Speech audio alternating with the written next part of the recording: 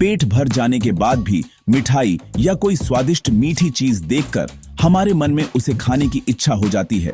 और मजे की बात यह है कि हम उसे खा भी लेते हैं बिना कोई परेशानी महसूस किए।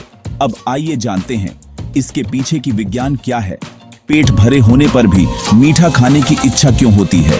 पहला कारण है इनाम प्रणाली, डोपामीन की भूमिका।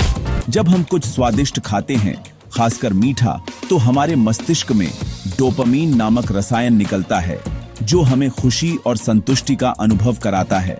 भले ही पेट भर गया हो, लेकिन दिमाग को यह इनाम चाहिए और मीठा खाने से उसे ये खुशी मिलती है।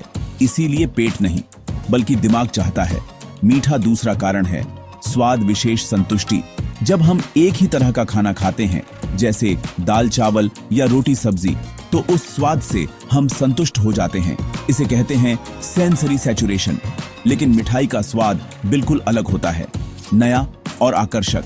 इसलिए पेट भरा होने के बावजूद हमारा मन उस नई स्वाद के लिए जगह बना लेता है। तीसरा कारण है विकास की दृष्टि से। प्रकृति ने इंसानों को मीठे स्वाद की ओर आकर्षित बनाया है क्योंकि मीठा ऊर्जा का सबसे तेज स्रोत है। हमारे पूर्वजों के समय में जब खाना नियमित रूप से नहीं मिलता था, तब मीठा पाना एक रेयर बोनस होता था और शरीर ने इसे कभी न छोड़ने की आदत बना ली। चौथा कारण है पेट और दिमाग के संकेत।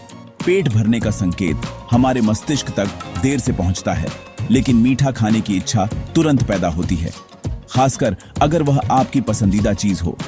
पांचवां कारण है सांस्कृतिक और भावनात्मक कंडीशनिंग।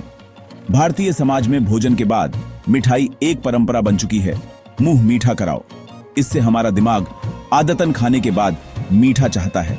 तो निष्कर्ष में पेट कहता है मैं भर गया हूं, लेकिन दिमाग कहता है मीठा तो अभी बाकी है, और दिमाग पेट से ज्यादा जिद्दी होता है। जरूरी जानकारी के लिए चैनल को सब्सक्राइब जरूर करें।